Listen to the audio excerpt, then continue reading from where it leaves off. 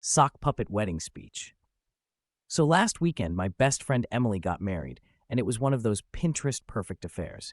Mason jars everywhere, a live string quartet, and more fairy lights than an Amazon warehouse.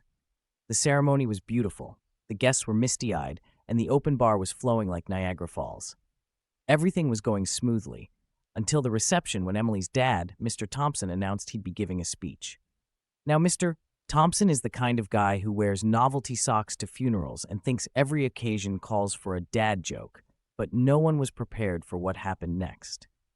He walked up, tapped the mic, and instead of pulling out a piece of paper, he whipped out two sock puppets, one with googly eyes and a bow tie, the other with lipstick and a tiny veil. The room fell silent as he introduced them as Socrates and Loveline. He proceeded to have a full-blown dialogue about the meaning of marriage, occasionally making the bride puppet swoon and the groom puppet recite Shakespeare badly. Every now and then, Mr. Thompson would forget which sock was which, resulting in Socrates proposing to himself and Loveline threatening to run away with the best man, who, for the record, had a visible existential crisis during this part. About halfway through, my cousin leaned over and whispered, "Is this performance art or a hostage negotiation?"